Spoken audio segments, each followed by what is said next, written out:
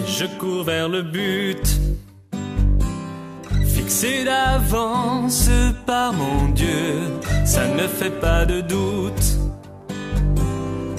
Ma couronne sera éternelle et je cours vers le but, fixé d'avance par mon Dieu, je resterai debout jusqu'à remporter la victoire. Et je cours vers le but, fixé d'avance par mon Dieu, ça ne fait pas de doute. Ma couronne sera éternelle et je cours vers le but, fixé d'avance par mon Dieu, je resterai debout jusqu'à remporter la victoire. Ni à gauche ni à droite, mais droit devant, les yeux fixés sur Jésus, dans ma foi dépend. Les doutes, les échecs seront loin derrière, et je cours vers le but, fixé d'avance par mon Dieu, ça ne fait pas de doute. Ma couronne sera éternelle et je cours vers le but,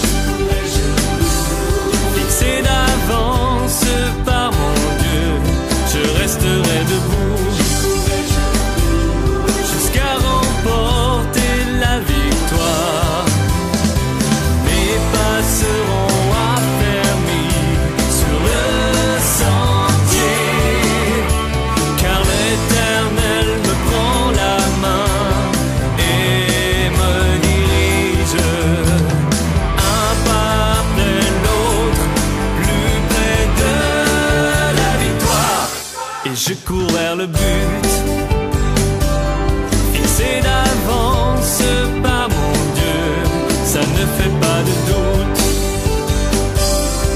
Ma couronne sera éternelle et je cours vers le but,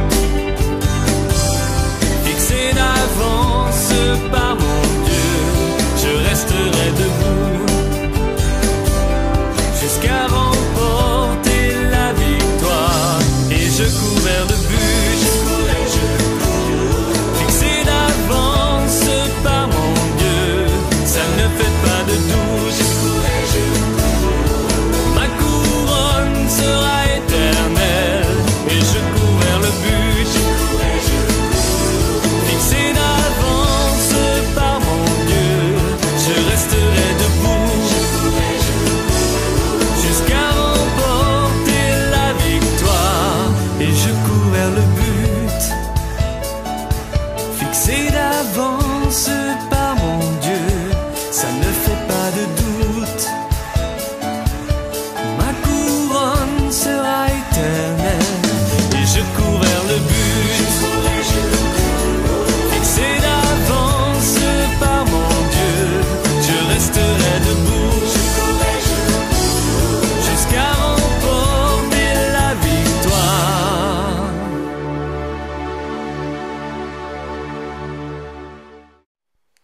Chers amis, bonsoir, bienvenue sur la chaîne YouTube de la Cité de Lumière, une émission qui vous est proposée par le Centre évangélique Voironnais, basé au 46 rue du Faubourg Sermoran, à Voiron.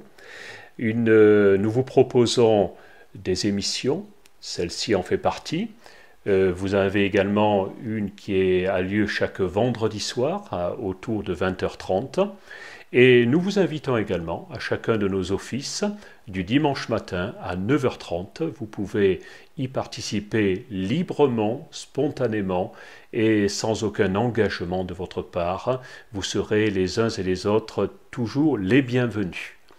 Ce soir, nous reprenons notre voyage, j'allais dire, avec un certain apôtre Paul, un homme érudit, et un homme, surtout un voyageur infatigable autour du bassin méditerranéen qui a parcouru tout le territoire de l'Asie mineure que l'on peut aujourd'hui appeler la Turquie, mais qui a poursuivi son voyage. Nous avons évoqué cet épisode la semaine dernière, si vous étiez auditeur, jusqu'en Europe. Donc il a abordé les villes de Philippe, une ville du nom de son empereur, les villes de Thessalonique, de Bérée, et nous sommes maintenant vraiment dans le territoire grec.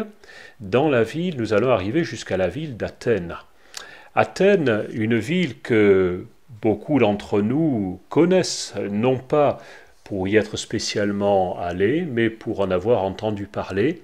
Et dans les livres d'histoire, bien entendu, dès le collège, on parle d'Athènes, on parle de ses nombreux temples, de ses nombreuses divinités, et nous y reviendrons un petit peu plus tard, dans quelques instants. Moi, ce que je note et ce que j'aimerais parcourir avec vous comme lecture de la parole de Dieu, c'est ce que nous trouvons dans le livre des Actes des Apôtres, où il nous est dit qu'au chapitre 17 de ce livre des Actes des Apôtres, pendant que Paul attendait Silas et Timothée à Athènes, ces deux de ses compagnons, il était profondément indigné de voir à quel point cette ville était pleine d'idoles. Il discutait dans la synagogue avec des juifs et des non-juifs qui adoraient Dieu, et sur la place publique chaque jour avec les gens qu'il pouvait y rencontrer. Quelques philosophes, épicuriens et stoïciens, se mirent aussi à parler avec lui. Les uns demandaient « Que veut dire ce bavard ? Il semble annoncer des dieux étrangers », déclaraient d'autres en entendant Paul prêcher Jésus et la résurrection. Ils le prirent alors avec eux et le menèrent devant le conseil de l'Aréopage, et lui dirent « Pourrions-nous savoir quel est ce nouvel enseignement dont tu parles ? Tu nous fais entendre des choses étranges, et nous aimerions bien savoir ce qu'elles signifient. » Tous les Athéniens, en effet, et les étrangers qui vivaient parmi eux, passaient leur temps uniquement à dire ou écouter les dernières nouveautés. Je m'arrête là quelques instants pour remarquer que cette ville d'Athènes, de laquelle vous avez entendu parler, j'imagine, les uns et les autres, beaucoup, peut-être peu, mais personne ne peut ignorer ce qu'était et ce que demeure cette ville d'Athènes. Et c'est une ville où la civilisation grecque est omniprésente. Mais je découvre également, en lisant ce texte, que dans cette ville grecque se trouve une synagogue, autrement dit un lieu de pratique du culte judaïque. Et cette synagogue, bien sûr, sera le point d'attache de l'apôtre Paul, lui un juif, un rabbi, et il va rentrer dans cette synagogue et parler avec ces juifs, ces non-juifs qui s'y trouvent également, et leur présenter son message comme il le présentait dans chaque ville qu'il avait l'habitude de traverser. Il nous est même dit qu'il va également porter ce message sur la place publique. Il va aborder des hommes, des femmes divers et variés, notamment des philosophes, ceux qui étaient qualifiés d'épicuriens, qui avaient l'habitude de bien manger et de bien boire, tandis que d'autres, maigres comme des coucous, étaient qualifiés de stoïciens. Il va les aborder, il va leur parler librement, et surtout, il va être frappé. Lui, un juif, nous y reviendrons immédiatement après, par le nombre de divinités, de statues, d'idoles, certaines magnifiques, d'autres d'une facture un peu plus modeste, mais l'un dans l'autre, chacune de ces divinités, avec son autel, était présente, j'allais dire à tous les coins de rue, ce serait un mensonge de vous dire ça, mais partout. Cette ville était remplie d'idoles, remplie de divinités. Et l'apôtre Paul ne manquera pas d'être choqué par cela, car lui est un juif, et tout un chacun sait que les premiers commandements de la loi juive, ce que l'on appelle le décalogue, les 10 paroles, mentionnent le fait que Dieu ne veut pas voir au milieu de son peuple d'autre Dieu que lui-même. Il est même dit « Tu n'auras pas d'autre Dieu devant ma face ». Et il rajoute quelques mots après « Tu ne te feras pas d'image taillée ». C'est formellement interdit par la loi juive. Et Paul, même s'il pouvait s'attendre à cela, il ne pouvait pas ignorer que la civilisation grecque était fort différente de la civilisation juive. Mais il nous est dit que dans cette ville pleine d'idoles, il est profondément indigné. Il est touché par cela. Il est mal à l'aise. Il dit comment le Dieu que je sers peut m'avoir envoyé au milieu de cette ville aussi tourné vers l'adoration des images taillées. Le peuple juif avait gardé un sinistre souvenir du jour où, sous l'impulsion de ces leaders, ils avaient construit une statue, un veau, en l'honneur de leur Dieu, ce qu'ils pensaient être leur Dieu. Mais ce qui leur rappelait singulièrement ce qu'étaient les dieux de l'Égypte. Et la colère de Moïse, le leader principal du peuple, s'était enflammée contre eux. Il les avait vertement punis. Il les avait condamnés par rapport à cet acte sacrilège. Et je pense que le peuple juif ne l'avait jamais oublié, l'apôtre Paul également. Il était affligé par cela. Et il va se souvenir également des paroles de son maître, celui qu'il n'a jamais connu, littéralement, mais qui lui a parlé alors qu'il est en train de vaquer à ses occupations sinistres de persécuteur, et qui va lui dire « Je suis Jésus que tu persécutes ». Et il se rappellera les paroles prononcées au bord de ce puits de Sichar. Nous avons évoqué ce passage il y a quelques semaines. Et alors que cette femme samaritaine, venue à la rencontre de Jésus qu'elle ne connaît pas, va chercher qui il faut bien adorer. Et la réponse de Jésus sera la suivante: vous adorez ce que vous ne connaissez pas. Nous les Juifs, nous adorons ce que nous connaissons. Mais l'heure vient où les véritables adorateurs adoreront le Père en esprit et en vérité. On est loin de cela sur cette place de la ville d'Athènes. Et l'apôtre Paul ne manque pas de le faire remarquer, en annonçant, on va dire, un contre-enseignement vis-à-vis de ces philosophes, de ces épicuriens, de ces stoïciens, et au point que ces hommes ne savent plus où ils en sont. Et ils vont dire, cet homme, on devrait dire à notre époque, il craint. Oui, il craint Dieu déjà, mais il les amène à craindre. Ils sont mal dans leurs baskets, si toutefois il y avait des baskets à Athènes. Et ils amènent rapidement ce Paul devant le grand conseil de la ville, l'Aréopage, et ils vont exposer la chose en disant, cet homme, il annonce des choses qui sont un petit peu bizarres. Il n'y a rien de très surprenant là-dedans. Et nous sommes au XXIe siècle. Les siècles ont passé, nous étions là largement plus avant, vers le 1er, 2e siècle à peu près. Et un homme, je ne dirais pas que c'est lui qui a prononcé ces paroles, mais on les lui attribue de temps en temps. D'autres fois on les conteste. André Malraux va dire, le XXIe siècle sera mystique ou ne le sera pas.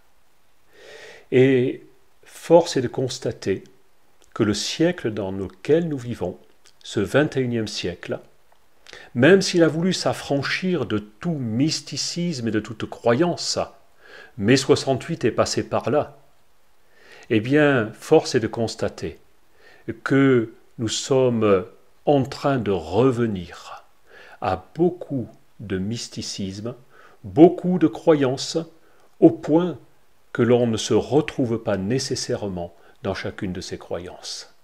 L'apôtre Paul en était là.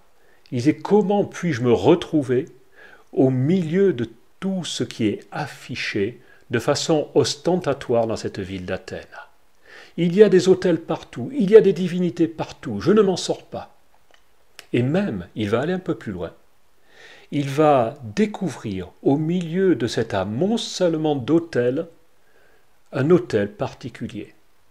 Il n'a pas de statue au-dessus, rien ne le distingue d'un tas de pierres, en quelque sorte, un peu maçonnées, sauf une inscription particulière à un Dieu inconnu.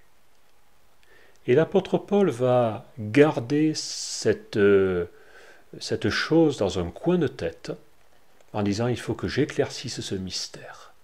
Pourquoi ce Dieu inconnu ? Au milieu de toutes ces divinités, ces Zeus, d'Apollon, d'Athéna, de Dionysos, etc., pourquoi, au milieu de toutes ces divinités, s'y trouve-t-il une divinité inexistante et inconnue? Et cela va lui poser question. Il va le dire, l'afficher à ces hommes de l'Aréopage, en disant « Athéniens, très religieux, je constate que vous êtes très religieux à tout point de vue. En effet, tandis que je parcourais votre ville et regardais vos monuments sacrés, j'ai trouvé même un autel avec cette inscription à un Dieu inconnu. Eh bien, ce que vous adorez sans le connaître, je viens vous l'annoncer. » Je vous laisse un petit moment de suspense. On se retrouve dans quelques instants après un chant. À tout à l'heure.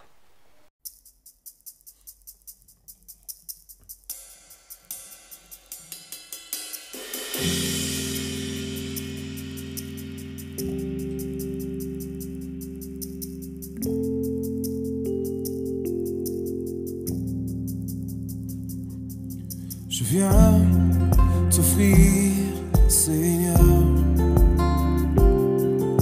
ce que j'ai de meilleur. Je viens t'offrir ma vie. Oui, à toi, Jésus-Christ. Et même si je suis fragile, même si c'est difficile, je chanterai gloire à l'Éternel. Je chanterai louange à son nom. Je chanterai Dieu, mon essentiel. Je chanterai en l'honneur de son nom.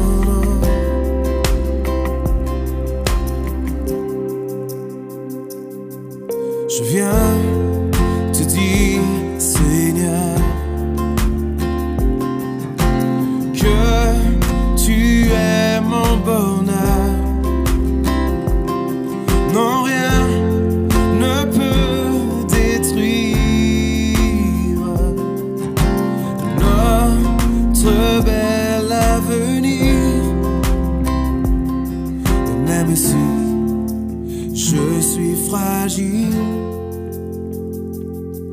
même si c'est difficile, je chanterai gloire à l'Éternel.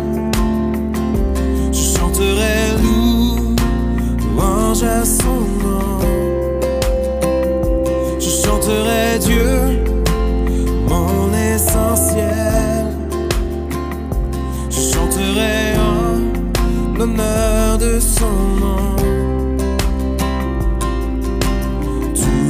Ma vie, je redirai que tu as donné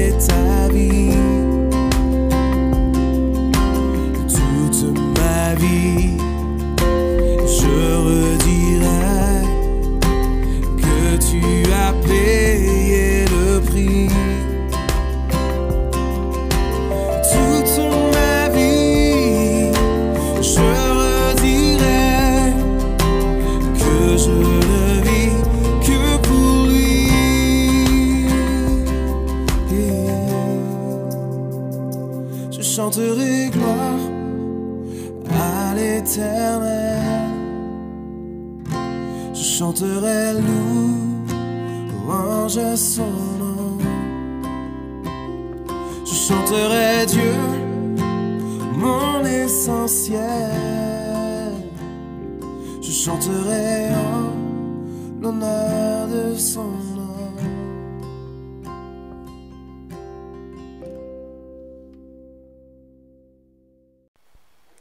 Chers amis, rebonsoir, nous voici revenus vers notre ville d'Athènes, où l'apôtre Paul est en train d'entamer, je dirais, un discours, un de plus, devant cet aréopage, ce conseil de la ville. Il nous a dit que cette ville d'Athènes avait une particularité. Vous comprendrez tout de suite combien elle peut quelque part représenter à notre civilisation.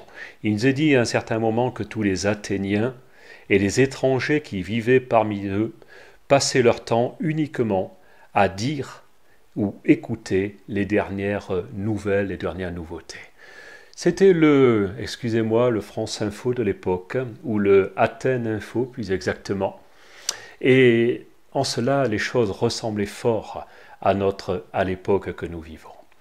Je ne voudrais pas, malgré tout, avant d'entamer découvrir ce discours de l'apôtre Paul devant l'Aréopage, oublier mes quelques souvenirs de collégiens, où lorsque l'on parlait de la civilisation grecque, autant que la civilisation égyptienne, personnellement la civilisation grecque me passionnait davantage, et elle me passionnait de par la qualité de l'enseignement prodigué par mon professeur, qui ne sous-estimait jamais l'importance de nous raconter quelques légendes de la mythologie grecque. Et tout ceci me faisait en quelque sorte rêver. Je me voyais, je ne sais dans quel monde nouveau, descendre jusque dans les fleuves un peu souterrains de la mythologie, monter sur les hauteurs de l'Olympe, etc. Et j'étais extrêmement passionné par tout cela. Passionné à bon ou mauvais escient d'ailleurs, puisque j'étais captivé par ces divinités. Pourtant, on ne m'avait pas enseigné cela. J'étais bien enseigné dans la foi chrétienne, et non pas dans la foi de l'époque grecque. Et pourtant, il y avait quelque chose qui s'accrochait à cela. Et ces Grecs, bien entendu, étaient surpris et en même temps non surpris par le discours de Paul, parce que ils étaient prêts à discourir, ils étaient prêts à parler. En cela, ils ressemblaient beaucoup à notre civilisation de début du XXIe siècle. Le mysticisme, certes, mais les palabres, les discussions, les échanges, une certaine philosophie qui s'attache aux propos de tout un chacun de notre époque. Et lorsque Paul va se trouver devant cet aréopage, devant ce conseil de la ville, il va continuer son discours avec quelques considérations en disant « Le Dieu que je vous enseigne, que vous adorez sans le connaître, je viens vous l'annoncer. C'est lui qui a fait le monde et tout ce qui s'y trouve. » Là, Paul va retrouver son érudition judaïque, et il va leur en faire part. Il présente bien ce Dieu comme le maître du monde, comme celui qui a créé toutes choses. Il est le Seigneur du ciel et de la terre. Il n'habite pas dans des temples construits par les hommes. Là, il va défriser quelque peu ses auditeurs. Il n'a pas besoin non plus que les humains s'occupent de lui, fournir quoi que ce soit, car c'est lui qui donne à tous la vie, le souffle et tout le reste. À partir d'un seul homme, il a créé tous les peuples et les a établis sur la terre entière. Il a fixé pour eux le moment des saisons et les limites des régions qu'ils devaient habiter. il a fait cela pour qu'il le cherche. Et là, nous arrivons à quelque chose de particulier. Et qu'en essayant tant bien que mal, ils parviennent peut-être à le trouver. En effet, Dieu n'est pas loin de chacun de nous.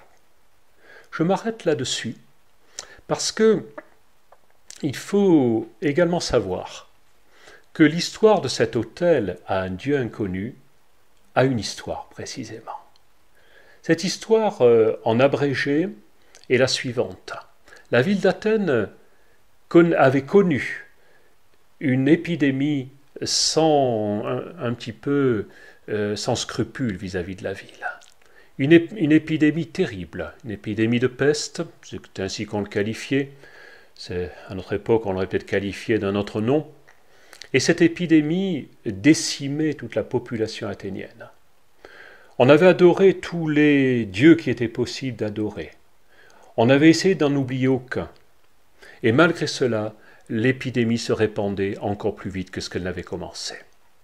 Jusqu'au moment où un homme a une idée de génie, elle s'est révélée être une idée de génie par la suite, disant « Moi je connais en Crète, dans l'île voisine, qui n'est pas de la même civilisation que la nôtre, je connais un homme qui est un poète, qui est également un prophète à ses heures, mais peut-être pourrait-il nous tirer d'affaire. » Au départ, on a tourné cet ancien en ridicule, disant « Mais tu ne penses, nous on est des Grecs quand même, on sait des choses. » Il dit « Oui, mais en gros, qu'est-ce que ça coûte d'essayer? Faisons-le venir. » Et ils ont décidé de faire venir cet homme, un homme du nom d'Épiménide, qui est venu de Crète, qui s'est présenté sur l'aréopage d'Athènes, au même endroit que l'apôtre Paul, et qui, des années auparavant, va dire « il faut préparer quelque chose. Vous allez me préparer des troupeaux de moutons, et nous allons les lâcher dans la ville, nous allons les lâcher dans la campagne environnante, et chacun des moutons lorsqu'un mouton va s'étendre au sol, va se reposer, eh bien on notera soigneusement l'endroit. Et ensuite on y édifiera un autel. » Chacun a écouté religieusement les propos de ce poète. C'est un poète, c'est un homme, un artiste. On dit, mais tu n'y penses pas. Les moutons sont affamés, ils vont se jeter sur l'herbe verte, on peut te faire confiance pour qu'ils ne s'arrêtent surtout pas en si bonne voie et qu'ils aillent s'allonger par terre. Et pourtant, dès le matin, le travail a été fait, l'ordre a été suivi, les anciens avaient donné l'ordre de suivre ce qui était demandé par cet Épiménide. Il dit « faites ce qu'il a prévu, et on verra bien ce qui se passe. » Et un mouton robuste a commencé par s'allonger par terre. Tous les anciens n'en croyaient pas leurs yeux. Et puis un deuxième, un troisième. De nombreuses bêtes ont pratiqué le même geste, et au lieu de se jeter sur la nourriture, eh bien se sont comme présentés en offrande à cet endroit. Ils se sont positionnés comme s'ils n'avaient rien d'autre à faire que cela. Et à chacun de ces endroits, on a élevé un autel. Et comme à un moment, Épiménide avait laissé entendre que ce Dieu que l'on allait invoquer, que l'on allait rechercher par ce moyen-là, pouvait peut-être être un Dieu clément, et qui pouvait même accepter jusqu'au fait que l'on ignore son nom, eh bien, un ancien s'est tourné vers Épiménide, mais comment est-ce qu'on va l'appeler, ce Dieu? Il dit, mais puisqu'il a pu accepter d'être ignoré, pourquoi ne mettriez-vous pas tout simplement sur l'autel à un Dieu inconnu? Et c'est ce que l'on a fait. Et par miracle, le lendemain même, l'épidémie de peste a commencé à régresser et a été complètement jugulée. Ce récit Je ne sais si tous les détails en sont exacts. Je vous les raconterai très brièvement, du moins. Mais il attire mon attention. Et il va attirer l'attention sur ce que l'apôtre Paul va dire un petit peu plus tard. Il va dire la chose suivante. C'est par lui que nous vivons. Ce Dieu qui n'est pas loin de chacun de nous. C'est par lui que nous bougeons.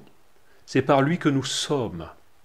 C'est bien ce que certains de vos poètes ont également affirmé. Il semble que ces paroles étaient d'Épiménide d'ailleurs. Et les autres étaient d'un autre poète qui s'appelait Aratus. Nous sommes aussi ses enfants. Puisque nous sommes ses enfants, nous ne devons pas penser que Dieu soit semblable à une idole d'or, d'argent ou de pierre produite par l'art et l'imagination de l'homme. Là, l'apôtre Paul, il y va très fort. Il est en train d'attaquer les Athéniens sur leur propre terrain. Mais écoutez bien, mais Dieu ne tient plus compte des temps où les humains étaient ignorants. Et là, je retrouve une similitude avec le discours d'Épiménide. Mais il les appelle maintenant tous, en tout lieu, à changer de comportement. Il a fixé en effet un jour où il jugera le monde entier avec justice, par un homme qu'il a désigné.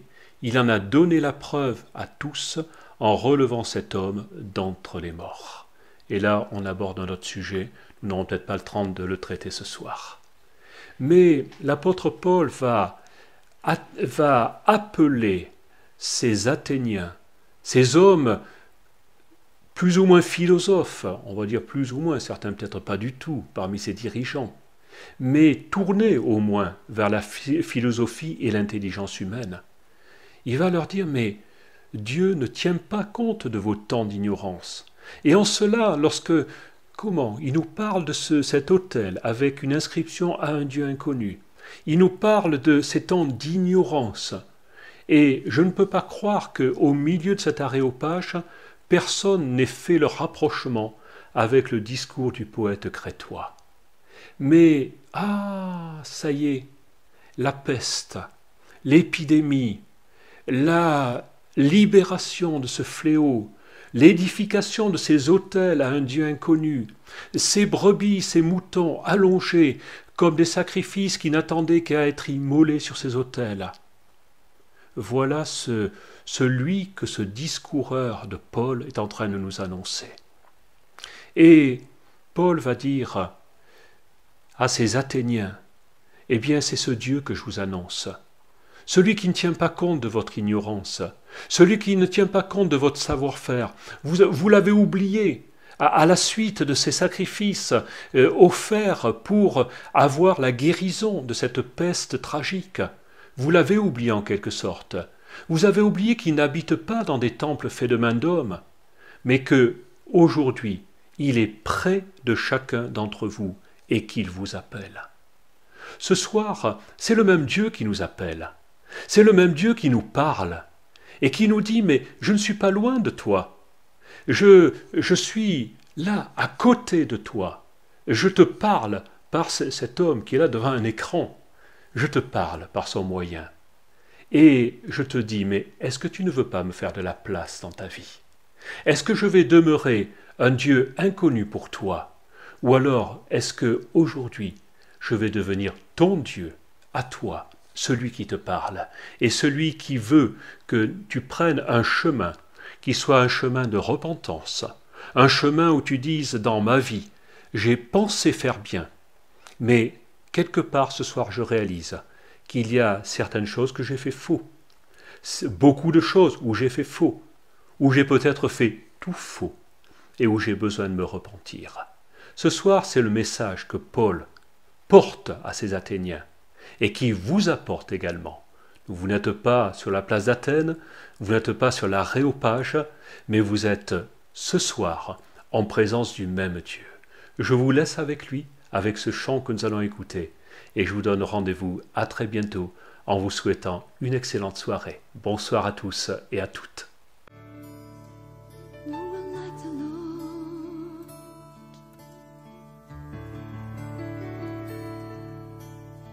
In your glory, Lord,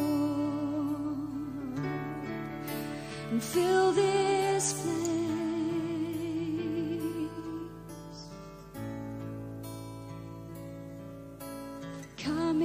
glory, Lord.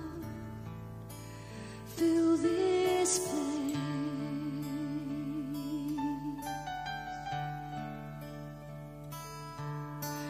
Come in your glory, Lord. Fill this place.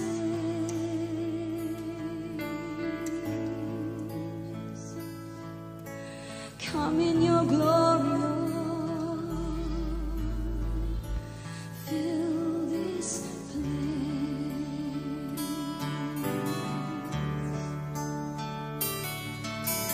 Come in your glory, Lord. Fill my heart, fill my heart. Come in your glory, Lord.